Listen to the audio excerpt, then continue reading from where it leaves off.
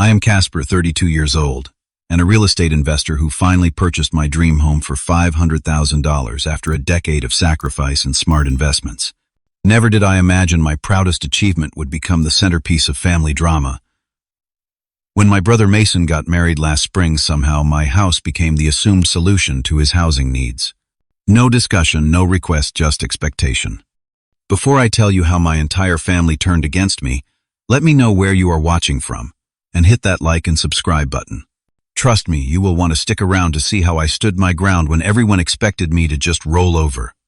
Growing up in a middle-class neighborhood on the outskirts of Chicago shaped my outlook on life in ways I never fully appreciated until adulthood.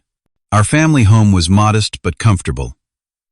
A 3-bedroom ranch-style house with a small backyard, where Dad would grill on summer weekends. Those were the good memories, but they existed alongside the constant undercurrent of financial stress that defined much of my childhood. My parents, Robert and Diane, worked incredibly hard, but always seemed to be one unexpected bill away from serious trouble.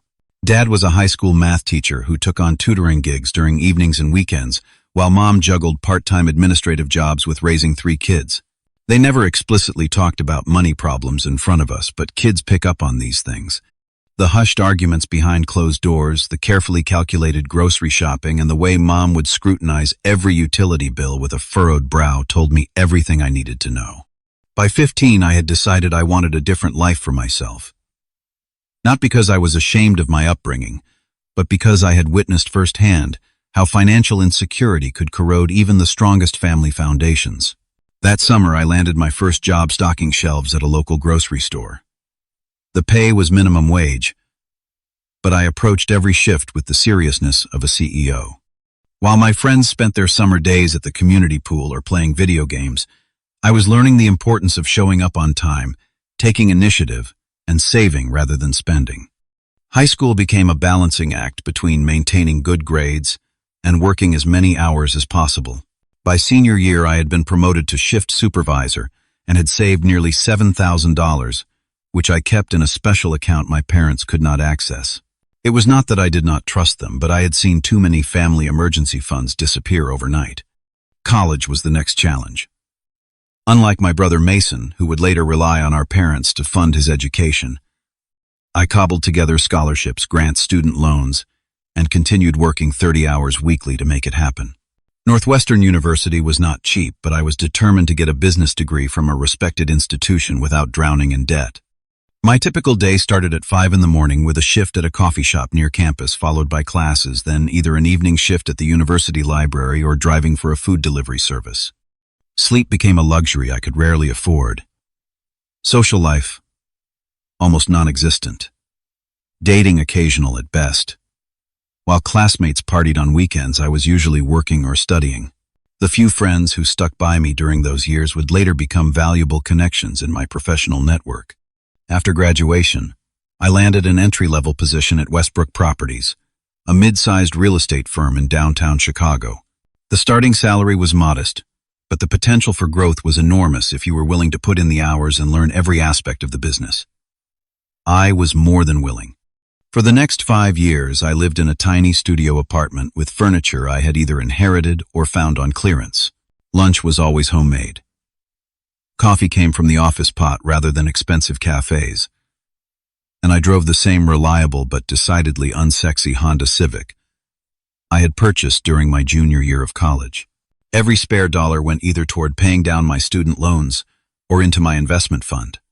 Nights and weekends were dedicated to self-education. I devoured books on real estate investment, attended free workshops, and built relationships with more experienced investors. My apartment became a library of dog-eared books, highlighted articles, and notebooks filled with calculations and strategies. The sacrifice and discipline paid off when at 27 I purchased my first investment property, a rundown duplex in an up-and-coming neighborhood. The bank was initially hesitant to approve the loan, but my impeccable credit score, substantial down payment, and detailed business plan eventually won them over. For 6 months, every moment not spent at my day job was dedicated to renovating that duplex, with as much work as I could do myself to save on costs. When both units were finally rented out, the monthly income covered the mortgage with a small profit margin. It was not life-changing money, but it was proof that my strategy worked. More importantly, it was passive income that would continue to grow as I paid down the principal and eventually raised rents in line with market rates. 2 years later, I had added 2 more properties to my portfolio, refinanced the first duplex to pull out equity, and was starting to see the compound effects of my investment strategy. My approach was never about getting rich quick, but rather about building sustainable wealth through careful planning and delayed gratification. By my 31st birthday, I had reached a tipping point. My rental income had surpassed my salary at Westbrook, where I had been promoted twice, and was now managing a team of agents. After much consideration, I made the leap to full-time real estate investing, focusing on acquiring and improving residential properties in promising neighborhoods. The $500,000 house I purchased last year was more than just a place to live. It was a symbol of everything I had worked for since that first job at 16. A stunning 3-bedroom, 2.5-bath contemporary home in one of Chicago's best neighborhoods, with an open-concept living area, gourmet kitchen, and a backyard perfect for entertaining. After years of living below my means, I finally had a home that reflected my success. What I did not realize was that my achievement would soon become the target of family expectations that threatened to undermine everything I had built. My younger brother Mason and I could not have taken more different paths in life despite growing up in the same household. 4 years my junior at 28, Mason inherited our father's easy charm and our mother's artistic sensibilities, but unfortunately none of their work ethic or financial prudence. While I spent my high school years juggling academics and part-time jobs, Mason focused on being popular and pursuing his passion for music. He played guitar in various bands, none of which ever seemed to progress beyond garage jam sessions and occasional gigs at school events. Our parents, perhaps feeling guilty about how hard I had to work, rarely pushed Mason to get a job or save money. His college fund, modest as it was, came entirely from our parents refinancing their home, something I advised against but had no control over. Mason attended 3 different colleges in 5 years, changing his major from music production to marketing to communications, before finally graduating with a general studies degree. Throughout this period, our parents continued supporting him financially, covering not just tuition, but also his apartment, car payments, and even spending money. I tried several times to talk to them about enabling his irresponsibility, but they always defended him, saying he was just finding his way and that not everyone could be as focused and driven as I was. After college, Mason embarked on what I can only describe as a tour of employment impermanence. 6 months at an advertising agency before quitting because he found the work unfulfilling. 3 months at a music store before being let go for chronic tardiness.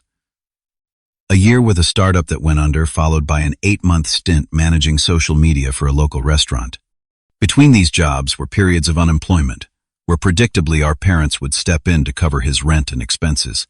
By his mid-20s, Mason had accumulated nearly $20,000 in credit card debt from living well beyond his means. Designer clothes, the latest electronics, weekend trips with friends, and expensive dinners out were standard for him despite his unstable income. When the collection calls became too frequent to ignore, our parents paid off his debt, draining what little remained of their retirement savings.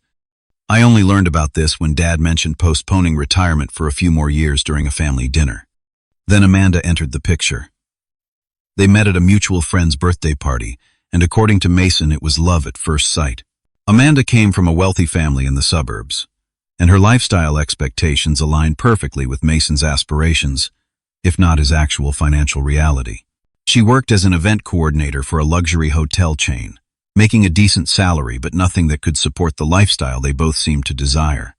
Their relationship progressed at warp speed. Within 3 months they were engaged, and 6 months later, they were planning a wedding that neither of them could afford. When I gently suggested they consider something more modest, Mason dismissed my concerns, saying that Amanda's parents were contributing and that they would figure out the rest. What he did not mention was that the rest came in the form of a personal loan from our parents, adding further strain to their already precarious finances. The wedding itself was exactly what you would expect, lavish, Instagram-worthy, and completely disconnected from financial reality. Open bar with top-shelf liquor, 5-course dinner for 150 guests, designer attire, and a week-long honeymoon in Bali. It was beautiful, I will admit, but all I could see was the bill that would eventually come due. After returning from their honeymoon, Mason and Amanda moved in with her parents in their spacious suburban home. The arrangement was supposed to be temporary while they saved for a place of their own, but knowing my brother's spending habits, I doubted much saving was actually happening. From comments Mason made during family gatherings, it became clear that the newlyweds were treating their stay as an extended vacation rather than an opportunity to build financial stability. Amanda's parents, Richard and Patricia, were initially welcoming, but began showing signs of strain after a few months. Patricia in particular seemed increasingly frustrated by Amanda and Mason's lack of contribution to household chores and their tendency to treat her more as a housekeeper than a mother-in-law. During one Sunday dinner at our parents' house, Patricia made several pointed comments about young couples needing their own space, which Mason and Amanda either did not notice or chose to ignore. The first hint that my house might become a target came during a casual phone conversation with Mason. He called to catch up something he typically did only when he wanted something, and after a few minutes of small talk, he mentioned that things were getting tense at the in-laws' house. Amanda and her mom got into it again about using the kitchen. Apparently, we left some dishes in the sink overnight, and Patricia went ballistic, he said with an exasperated sigh. We really need to find our own place soon before this gets worse. I made a non-committal sound of agreement, sensing where the conversation might be heading. Your new place is awesome, by the way, he continued. All that space for just one person. Must be nice. I changed the subject, but the seed had been planted. A week later, at a family dinner celebrating our mother's birthday, Mason brought it up again, this time more directly and in front of everyone. Casper's house is so huge he probably does not even use half the rooms, he said, laughing, as if making a joke, but his eyes were calculating. Amanda and I would only need one bedroom. We would barely even know each other was there. Our mother immediately latched onto the idea. That would be wonderful, Casper. You have all that space. Would not it be nice to have some company? I took a sip of water to buy myself time, uncomfortable with how quickly this hypothetical was becoming an expectation. It is not that big, actually. And I use the extra bedroom as my office since I work from home most days. But you have 3 bedrooms, my father pointed out. And a finished basement. The conversation moved on, but the atmosphere had shifted. I could feel a plan forming in my family's collective mind, one that did not include asking for my input or consent. As I drove home that night, a sense of unease settled over me, a premonition of the conflict to come. The first direct attempt came 3 days after the birthday dinner. My phone rang while I was reviewing potential investment properties on my laptop.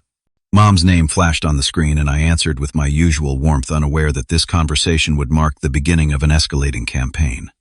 CAs, per H. Unny. I have been thinking about what Mason said at dinner, she began without preamble.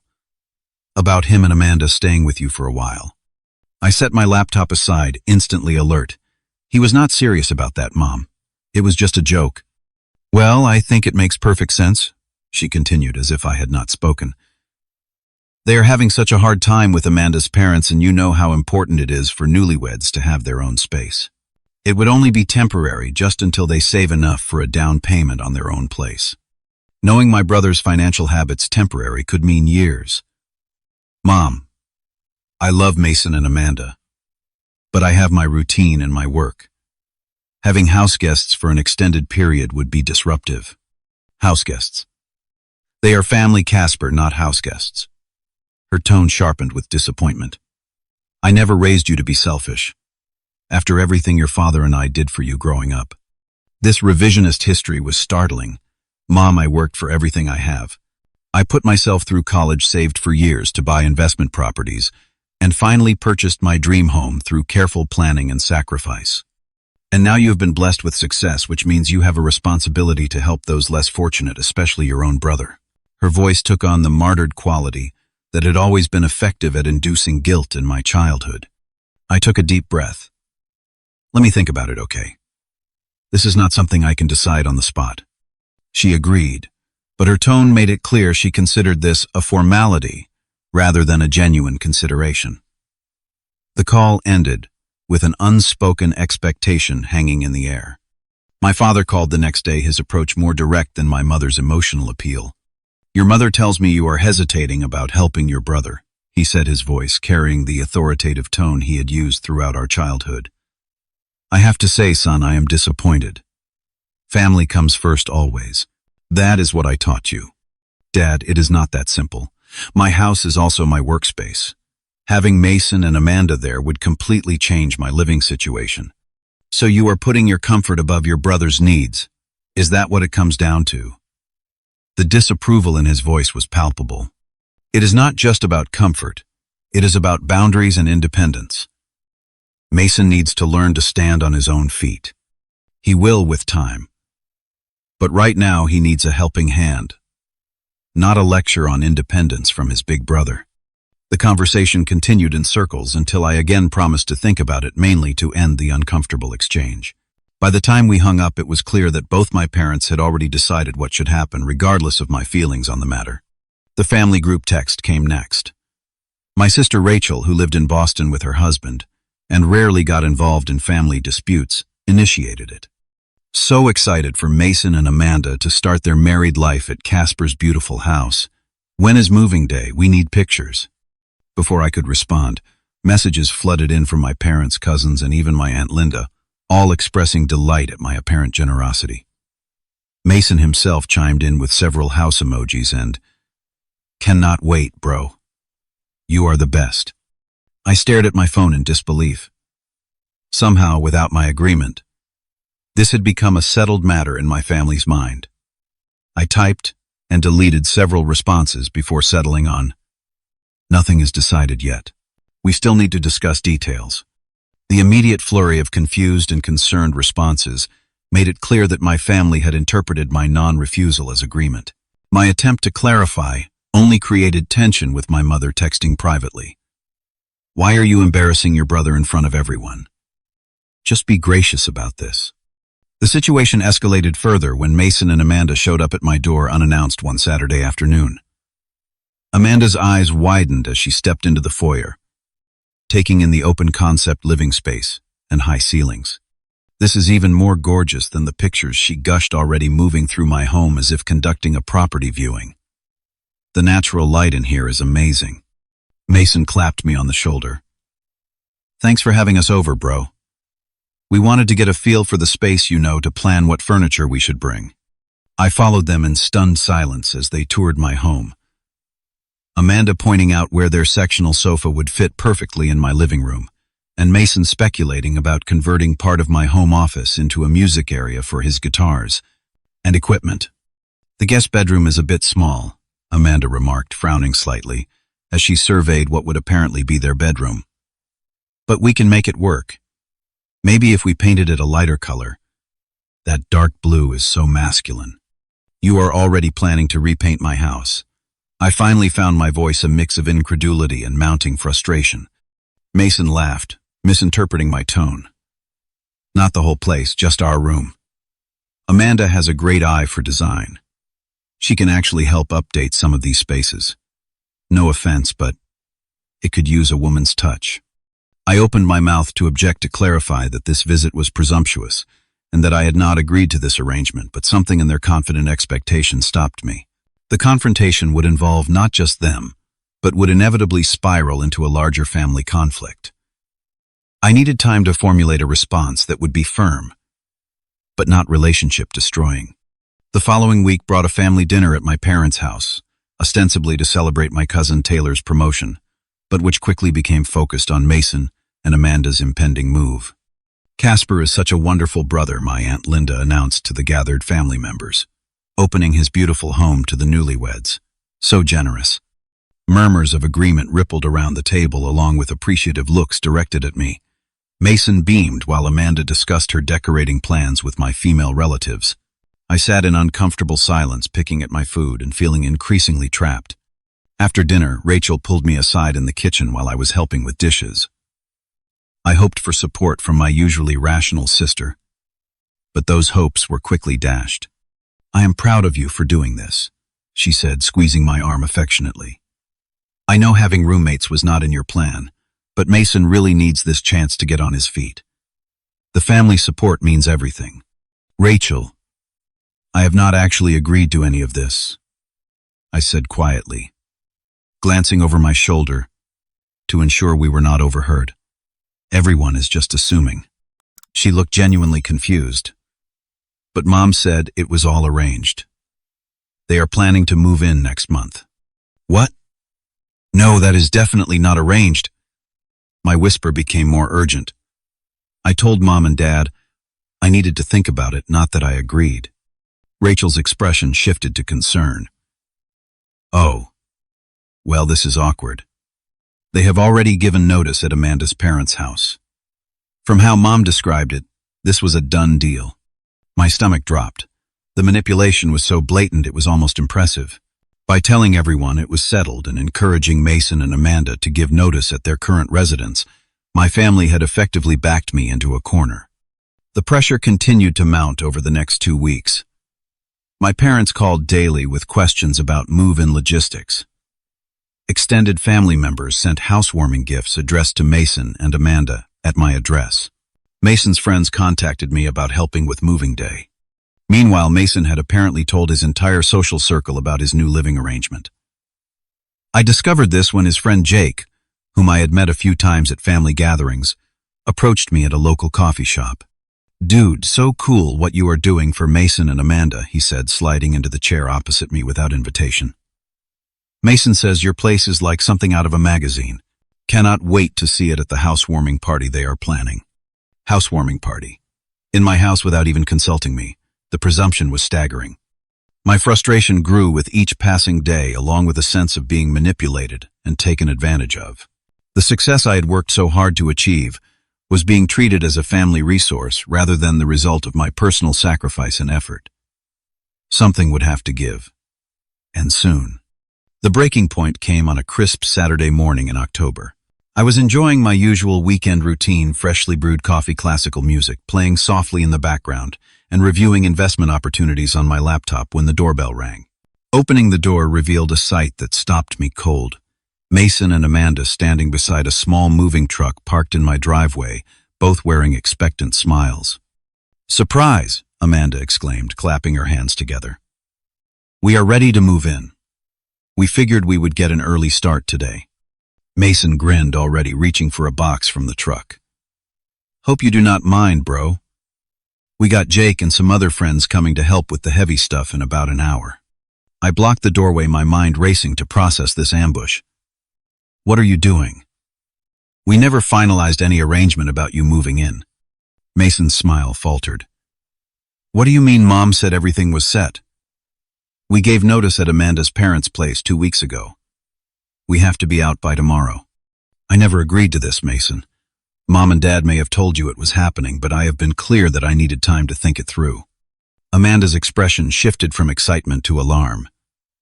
"What are you saying? We literally have nowhere else to go. My parents have relatives visiting next week, and they are using our room." "That is not my problem," I said, immediately regretting the harshness of my tone, but too overwhelmed to soften it. "You cannot just show up with a moving truck and expect to move in without any formal agreement or even a conversation with me directly." Mason's face darkened. "Wow. Really feeling the brotherly love here. We are not asking for much, just a temporary place to stay until we get on our feet." Temporary meaning, what exactly? A month? 6 months? A year? And have you thought about rent, utilities, household responsibilities? These are all things that needed to be discussed before you gave notice at your current place. Amanda's eyes welled with tears, a reaction that seemed calculated to maximize guilt. "I cannot believe this is happening. What are we supposed to do now?" Before I could respond, Mason was on his phone. "Mom, yeah, we are at Casper's, and apparently there has been some kind of misunderstanding.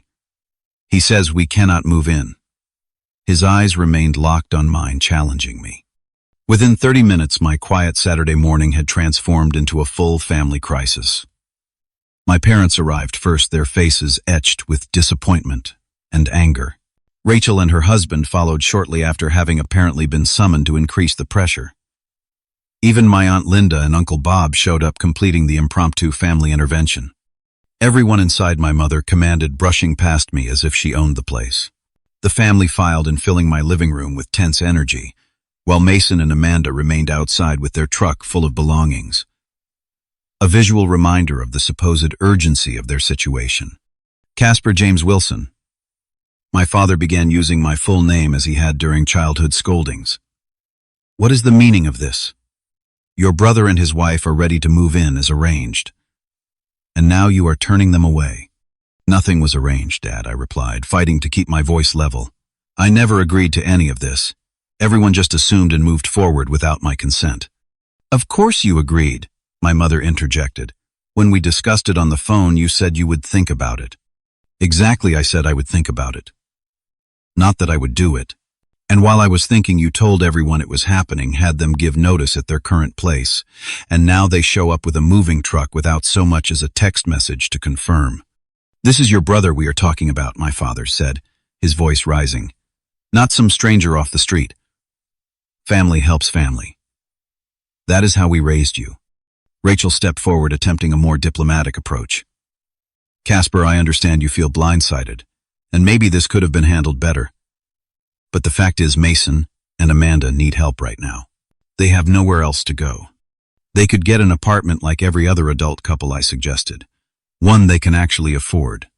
My mother gasped as if I had suggested something obscene. On what they make.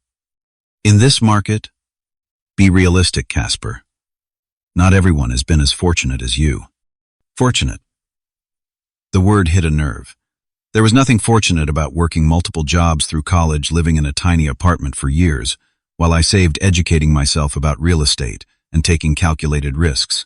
I worked for everything I have. No one handed me anything. Amanda chose this moment to make her entrance, tears streaming down her face as Mason guided her to the sofa. The theatrical timing was not lost on me. I just do not understand, she sobbed. We are family. Why would you not want to help us? It is not like we would be in your way. Mason sat beside her, his arm protectively around her shoulders. We had it all planned out. I am starting that new job at the marketing agency next month.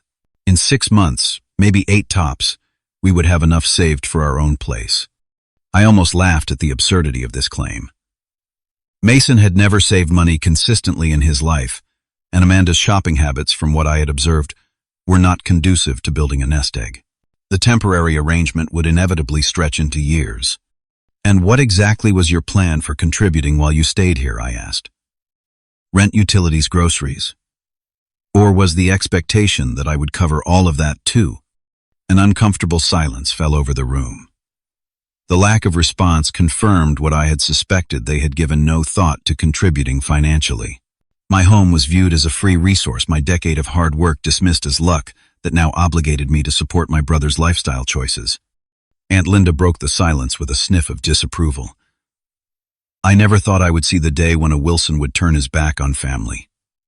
Your grandfather would be ashamed. That was the final straw. My grandfather, a man who had taught me the value of hard work and self-reliance, being invoked to guilt me into enabling my brother's continued dependence. Everyone out, I said quietly but firmly. This is my home, purchased with my money, and I will not be emotionally blackmailed in my own living room. Mason, Amanda, I am sorry you gave notice without confirming arrangements with me first, but that was your choice, not mine. I need everyone to leave so I can think. So you are just throwing your brother onto the street, my mother demanded, her voice trembling with indignation. No, I am asking for space to make a decision without being ambushed and manipulated. I will have an answer for you all tomorrow. But right now, I need everyone to go. The exodus was cold and silent, each family member making sure I felt the full weight of their disappointment as they filed out. My mother could not resist a parting shot. I did not raise you to be so heartless. As the door closed behind them, the silence of my home, usually comforting, felt oppressive. I had stood my ground, but at what cost? And what would I do now? That evening, alone in the house that had suddenly become the center of family controversy, I poured myself 2 fingers of bourbon and tried to sort through my thoughts. The sense of betrayal was profound. My family had attempted to orchestrate a major change in my life without my consent, using emotional manipulation to override my autonomy. Yet underlying my anger was genuine concern for Mason and uncertainty about the right course of action. Would allowing them to move in despite the manipulative approach be the compassionate choice? Or would it simply enable more irresponsible behavior and entitlement? The more I reflected, the clearer it became that this situation required a solution that honored both family bonds and personal boundaries. Around 9, I called my friend Thomas, who managed several rental properties and had experience with the complexities of family financial entanglements. After explaining the situation, I waited for his perspective. "Man, that is rough," he said after a thoughtful pause. "Family stuff, always island. But from where I am sitting, there are some major red flags here. Showing up with a moving truck, without confirmation. That is not just presumptuous. It is manipulative." "Exactly. But now they have nowhere to go. And I am the bad guy for enforcing basic boundaries." "Here is my take," Thomas offered. "If you just let them move in rent-free after all this, you are teaching them that manipulation works. But if you flat-out refuse, you may damage family relationships long-term. So what is the middle ground? Treat it like a business transaction. Draw up a proper rental agreement at market rate. If they are serious about staying with you while they save, they should be willing to pay reasonable rent." The suggestion resonated with me. It would test whether Mason and Amanda genuinely needed temporary housing while they built their savings, or if they were simply looking for a free ride. It would also set clear expectations and boundaries from the start. What would market rate be for my neighborhood? For a bedroom and shared common spaces. In your area, easily $3,000 a month for a couple in a luxury home with all utilities included, possibly more. I winced at the figure, knowing it would be a shock to Mason and Amanda, but Thomas was right. If I were to rent out a portion of my home to strangers, that would be the appropriate rate. Why should family pay less, especially given the circumstance? After ending the call, I spent several hours researching comparable rental arrangements in my neighborhood and drafting a formal agreement with Thomas's guidance. The document spelled out not just the monthly rent of $3,000, but also requirements for security deposit, utilities, contribution rules about guests and noise, and a clear 6-month term with renewal options, if all parties agreed. By 1 in the morning, I had printed several copies of the agreement and was sitting at my kitchen island contemplating the potential fallout. This approach would almost certainly be met with outrage from my family. They would accuse me of being cold, calculating, and ungenerous. The comfortable relationships I had maintained with my parents and sister might be permanently altered. Was I prepared for that consequence? Could I withstand the emotional pressure and potential estrangement? As I considered the alternatives, I realized that sacrificing my boundaries now would set a dangerous precedent. This was not just about the house or the money, but about respect for my autonomy and the recognition that my success was earned, not a family resource to be redistributed. Throughout my life, I had made difficult choices for long-term gain over short-term comfort. This situation, while emotionally charged, was no different. Setting clear boundaries now, despite the discomfort, was necessary for healthier family dynamics in the future. I practiced the conversation in my head, anticipating objections and preparing calm, reasoned responses. By the time I finally went to bed, I felt a strange sense of peace. The path forward was clear, even if it would be painful. The next morning, I sent a group text to my immediate family. "I have made a decision about Mason and Amanda's housing situation. Please come to my house at 2 this afternoon, so we can discuss it calmly and productively." The responses were immediate and varied from my mother's. "Thank goodness you have come to your senses," to my father's terse, "We will be there." Mason simply sent a thumbs-up emoji, while Rachel asked if she should bring anything her way, of trying to normalize an inherently tense situation. I spent the morning cleaning my already immaculate home, a nervous habit from childhood that resurfaced during times of stress.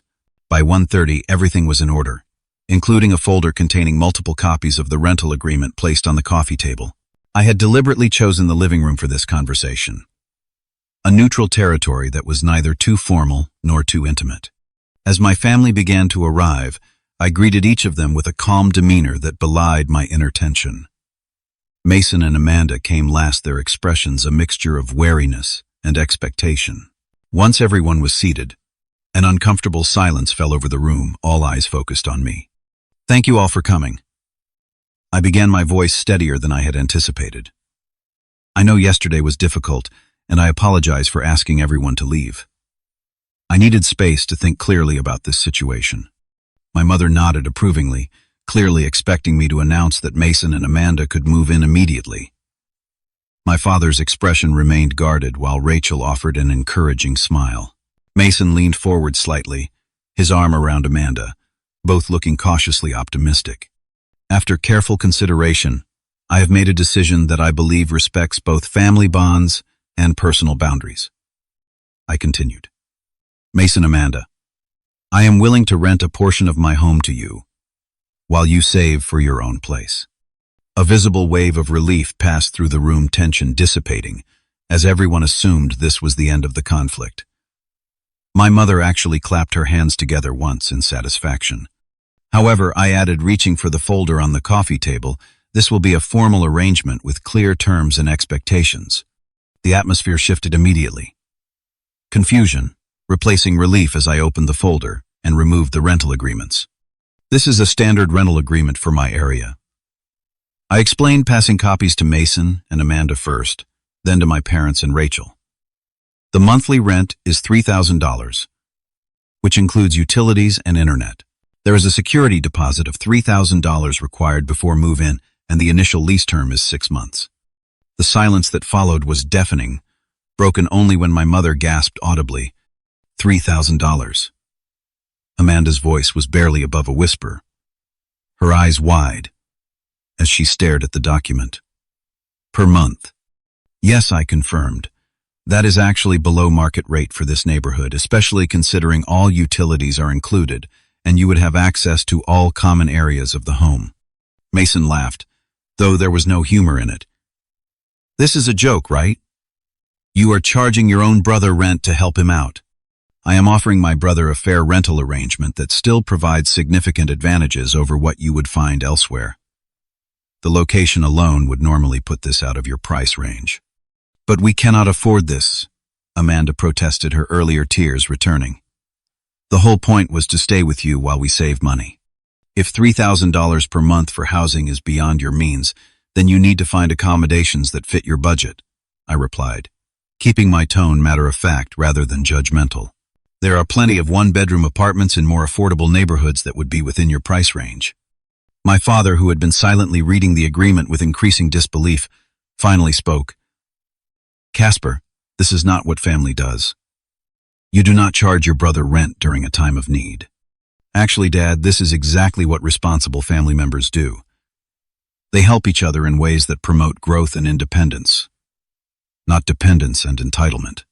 "You think we are entitled?" Mason's voice rose with indignation.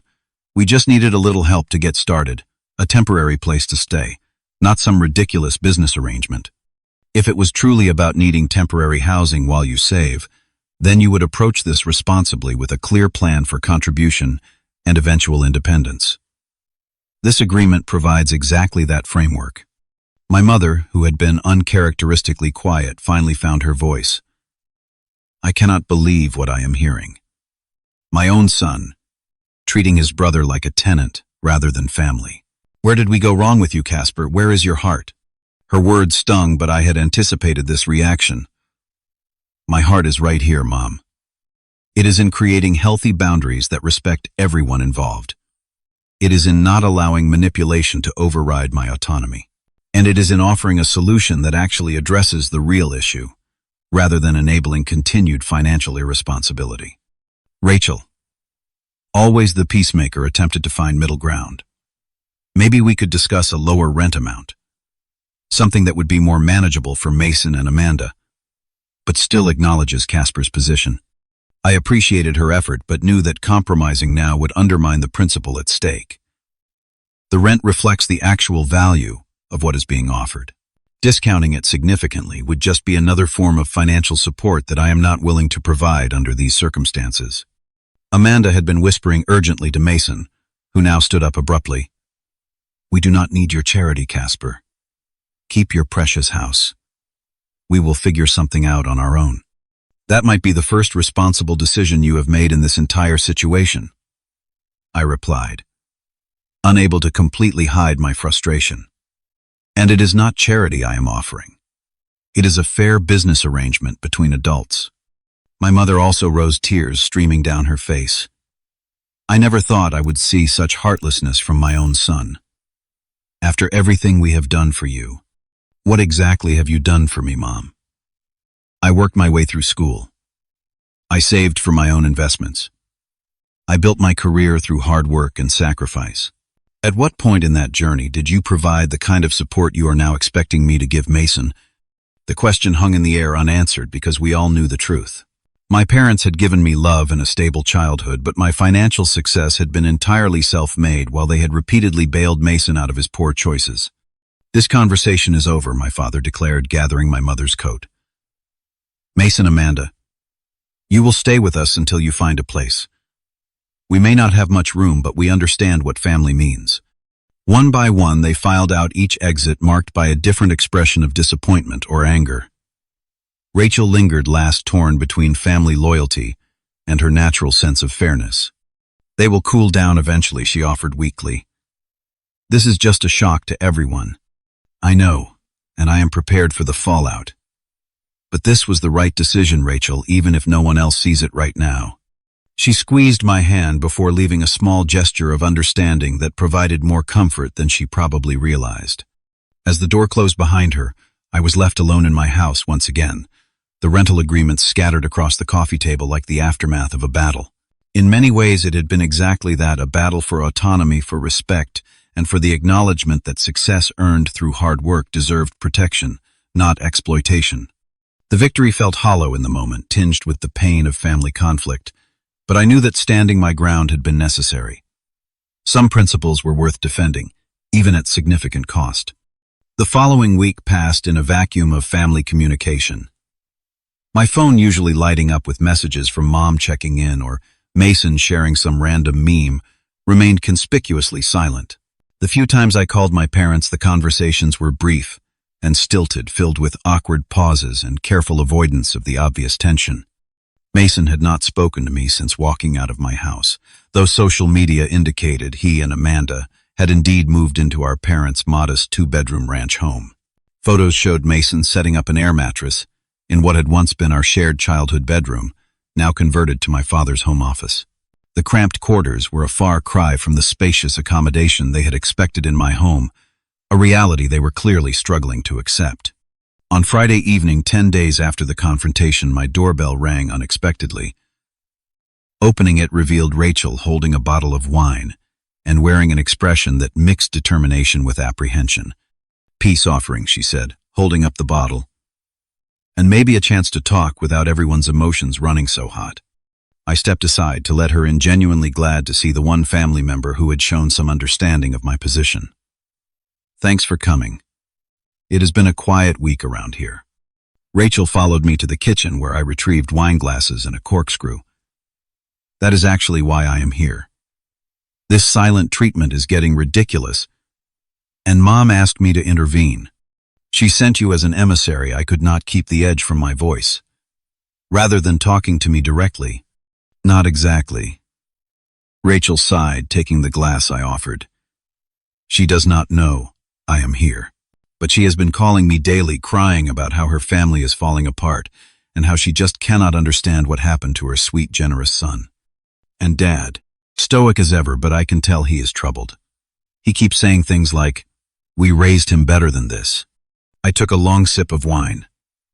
"And Mason?" Rachel rolled her eyes. "Mason is being Mason, alternating between playing the victim and acting like he never wanted to live here anyway. Amanda is not handling the downgrade and living situation well. Apparently, she had already ordered new bedroom furniture for their room here before you shut it down." "Of course she did," I muttered. "Because why would they wait for actual confirmation before making financial commitments?" We moved to the living room, settling into the comfortable seating area that had been the site of our family confrontation. "Look, Casper, I actually understand why you did what you did," Rachel said after a moment. "The rental agreement was harsh, but they did ambush you, and the whole situation was manipulative from the start. Thank you for acknowledging that." Sometimes I feel like I am taking crazy pills when everyone acts like I am the unreasonable one for not wanting uninvited house guests indefinitely. That said, she continued carefully, $3,000 was never going to be feasible for them. You had to know that when you proposed it. I nodded, swirling the wine in my glass. Of course I knew. That was partly the point. I wanted to make it clear that what they were asking for had real value, that they were essentially requesting thousands of dollars in support each month without acknowledging it. So it was more about the principle than an actual expectation they would accept. It was about boundaries. If they had come to me directly, had a mature conversation about their situation, and proposed a reasonable arrangement with clear timelines and expectations, I might have considered a different approach. But the ambush, with the moving truck, after weeks of manipulation, that deserved a reality check. Rachel considered this, then asked the question that had clearly been on her mind. Are you prepared for this to cause a long-term rift in the family? Mom is talking about changing holiday plans, saying she cannot imagine a comfortable Thanksgiving with this hanging over everyone. The thought of missing family holidays stung more than I wanted to admit. Despite our differences and the current conflict, I valued our family traditions and the connection they provided. But I also knew that surrendering my boundaries now would set a dangerous precedent. I hope it does not come to that, I said finally. But I also hope that eventually everyone will cool down and recognize that my reaction, while firm, was not unreasonable given the circumstances. What about a compromise? Rachel suggested. Maybe not free housing, but something less than market rate. A gesture that acknowledges both your boundaries and the family relationship. I had considered this possibility during my sleepless nights over the past week. I am not opposed to discussion, but it would need to come with acknowledgement that the approach they took was inappropriate and with clear terms about duration and expectations. I will not be manipulated into open-ended support with no accountability. Rachel nodded, seemingly satisfied with this opening. That is fair. I will try to convey that to Mom and Dad, though I cannot promise they will be receptive immediately. As she left later that evening, I felt a small measure of hope that perhaps a path forward existed, one that would eventually heal the family fracture without requiring me to completely sacrifice my principles. That hope was short-lived. 3 days later, I received a text from my mother that simply read, "Family dinner at our house tomorrow. At 6. Please be there. Important discussion about moving forward." The formality of the message was unusual for my typically warm and emotionally expressive mother. I replied with a simple confirmation, sensing that this dinner would be another turning point in the ongoing family drama. I arrived at my parents' house the following evening to find everyone already gathered in the living room, an atmosphere of tension immediately apparent. Mason and Amanda sat close together on the love seat, both avoiding eye contact with me. My parents occupied their usual chairs while Rachel and her husband perched uncomfortably on dining chairs that had been brought in to accommodate everyone. "CAs, per good of you to join us," my father said with formal politeness as I entered. "We have been discussing the recent situation and felt it was time to clear the air." I took the only remaining seat directly across from Mason and Amanda. I appreciate that. I think a calm conversation is overdue. My mother straightened in her chair, hands clasped tightly in her lap. "We have come to a decision as a family. Your father and I have offered Mason and Amanda our spare bedroom for as long as they need. We have discussed finances, and they will contribute what they can to household expenses." "That sounds like a reasonable arrangement," I said, genuinely relieved that a solution had been found that did not involve my home. However, she continued, her voice taking on an edge. "We need to address the damage that has been done to this family by your actions." And there it was, the real purpose of this gathering, not reconciliation, but a formal reprimand. My actions, I kept my tone even with effort. "You mean enforcing basic boundaries after being ambushed with a moving truck following weeks of manipulation?" "There was no manipulation," my father countered. "Just a family trying to help one another, only to be met with coldness and calculated business terms from someone who should know better." Mason finally looked up, his expression a mixture of hurt and righteous indignation. "You made it very clear where we stand, Casper. Money and your precious house are more important than family." Message received. "That is not fair, and you know it," I replied. frustration building despite my determination to remain calm. This was never about the money or the house. It was about respect, about not assuming you could move into my home without a direct conversation, about not giving notice at your current place before confirming arrangements, about basic adult responsibility. Oh, here we go with the responsibility lecture again, Mason scoffed. Because you are so perfect, right? The self-made man who never needed help from anyone. I never claimed to be perfect. But yes, I worked for what I have. And I expect the same basic effort from others, especially when they are asking for significant support. My mother interjected, her voice trembling slightly. The issue here is not about who worked harder or who deserves what. It is about compassion, Casper. About opening your heart to family in need. Compassion does not mean enabling irresponsibility, Mom. Real compassion sometimes means setting boundaries that encourage growth and independence. And that rental agreement was compassionate, my father challenged. $3,000 a month when you know they cannot afford even half that. The rental agreement was a response to manipulation, I clarified. If they had approached me directly and respectfully from the start, the conversation would have been entirely different. Amanda, who had remained silent until now, suddenly spoke up. We just wanted a chance to save for our future. Is that so wrong? To ask family for help while we get on our feet. Asking is not wrong. Assuming and manipulating is. There is a world of difference between, would you consider letting us stay with you while we save? And, surprise. We are moving in today because we already gave notice elsewhere based on what other people told us you agreed. 2. The conversation continued in circles, each side entrenched in their perspective. My parents saw only a selfish son refusing to help his brother out of greed and rigidity. Mason and Amanda saw a privileged sibling unwilling to share his good fortune. And I saw a family unable to respect basic boundaries and determined to cast me as the villain for enforcing them. After nearly an hour of increasingly heated exchanges, Rachel attempted to mediate. Maybe we all need to take a step back and recognize that there are valid feelings on both sides. CA's per F eels his boundaries were violated, which they were. But Mason and Amanda genuinely needed help and felt rejected by family when they were vulnerable. Her husband Michael, who had wisely remained silent throughout the conflict, added his perspective. In my family, we always had clear expectations when helping each other out. Maybe that is what was missing here. The explicit conversation about terms and duration before assumptions were made. My father dismissed this with a wave. Family should not need contracts and terms. Trust and love should be enough. Trust goes both ways, Dad, I pointed out. And it is broken when people make decisions about my home and life without my input. As the evening wore on with no resolution in sight, my mother finally stood, signaling an end to the discussion. It is clear we are not going to agree on this tonight. But I want you to know, Casper, that your father and I are deeply disappointed in how you have handled this situation. We raised you to be generous and kind, not calculating and cold. The words stung, but I had come to terms with the fact that my parents might never fully understand my perspective. I am sorry you feel that way, Mom. I truly am. But I need you to understand that I can love my family deeply while still maintaining healthy boundaries.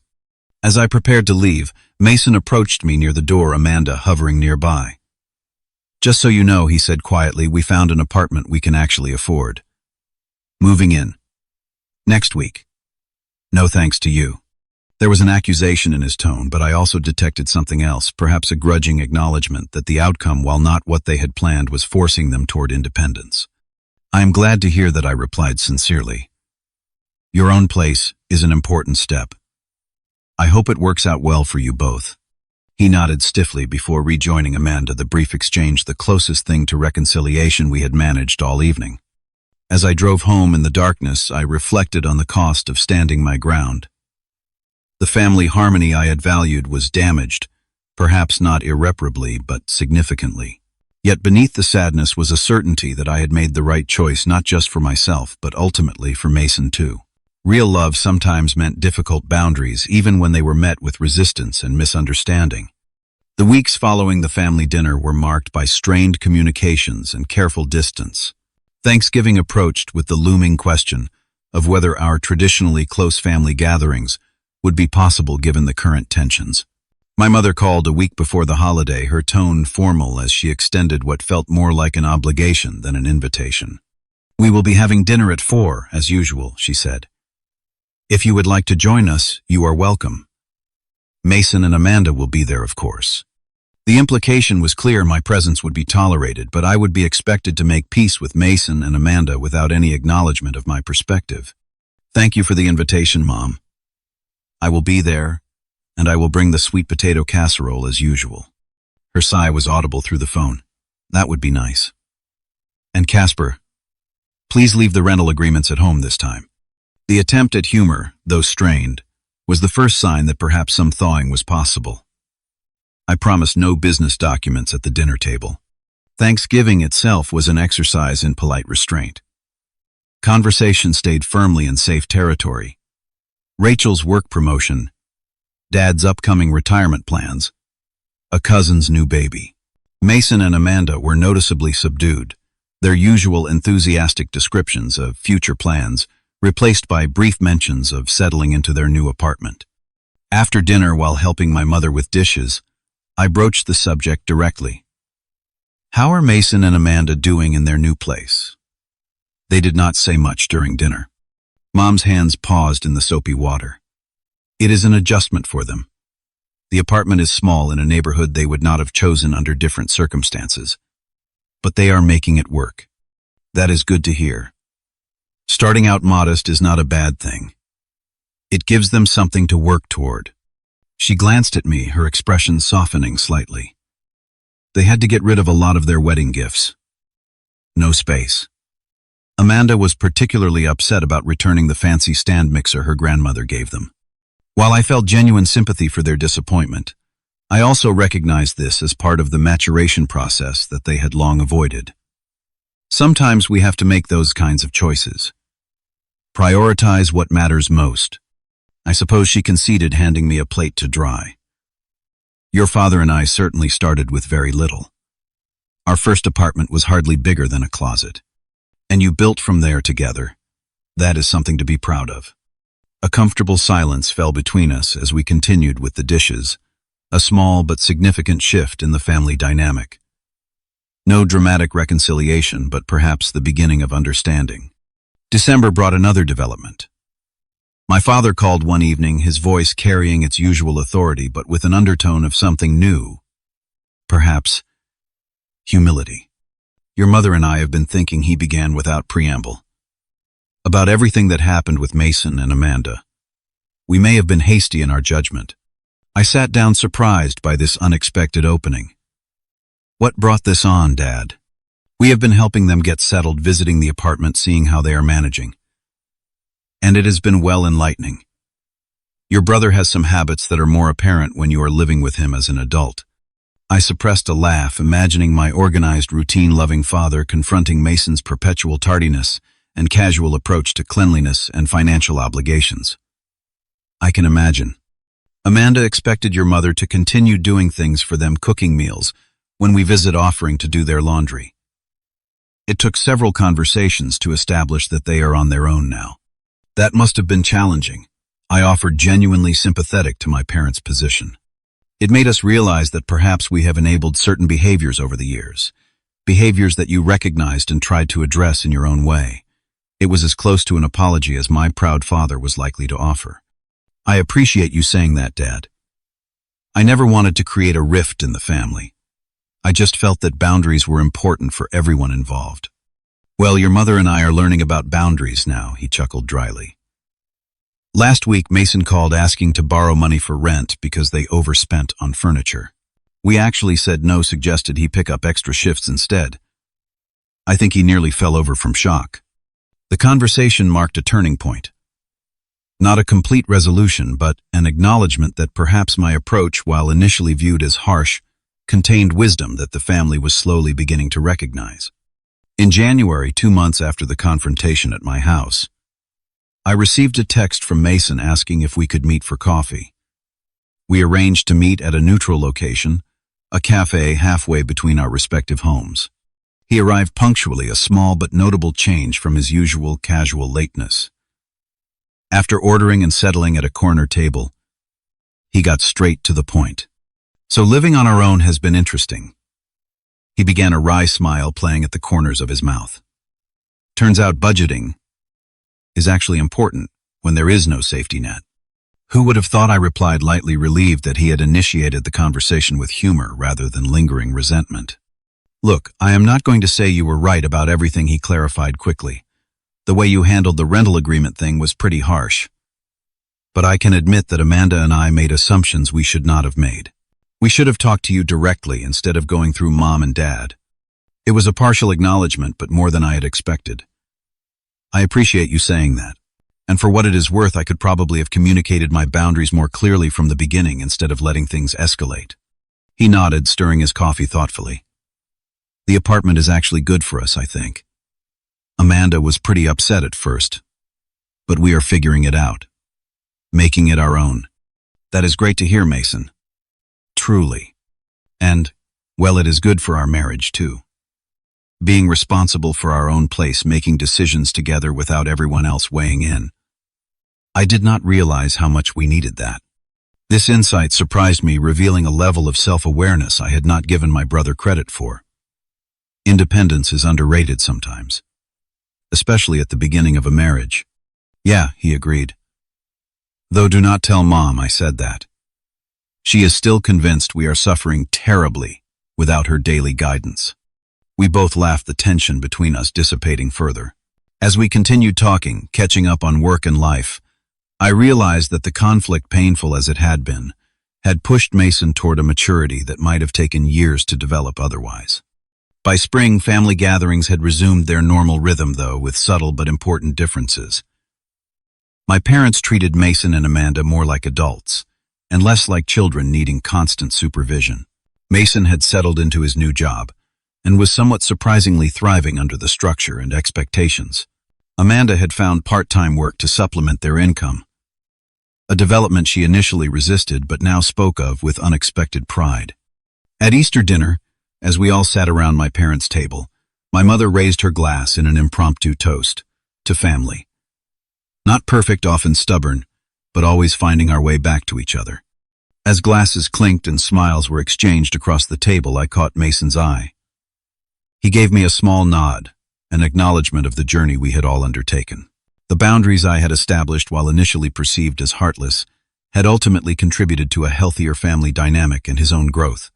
Later that evening, as I prepared to leave, Mason pulled me aside in the hallway. "Hey, I never really thanked you," he said quietly. "For what?" "For not giving in.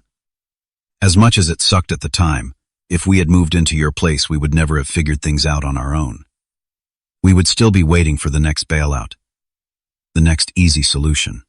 His words confirmed what I had hoped but never expected to hear articulated: that sometimes the most caring action is not the easiest or most immediately comfortable one. "That is what real family support looks like sometimes," I told him. "Not just providing comfort, but encouraging growth even when it is uncomfortable." As I drove home that night, I reflected on the tumultuous journey of the past 6 months. The conflict had been painful. The family bonds tested in ways I had never anticipated. Yet through it all, a deeper truth had emerged, one that would serve us well moving forward. True family support meant respecting each other enough to establish healthy boundaries to encourage independence rather than dependence, and to recognize that love sometimes required the courage to stand firm rather than give in. The $3,000 rental agreement that had once symbolized family division had become ironically the catalyst for more authentic family connections based on mutual respect rather than obligation or expectation. Sometimes the most valuable lessons come wrapped in the most challenging packages. Have you ever had to set difficult boundaries with loved ones? I would love to hear your stories in the comments. Sometimes standing your ground is the most loving thing you can do, even when others do not see it that way at first. If this story resonated with you, please like, subscribe, and share it with someone who might need to hear that it is okay to have boundaries, even with family. Thank you for listening to my journey, and remember that true family support means encouraging independence, not dependency.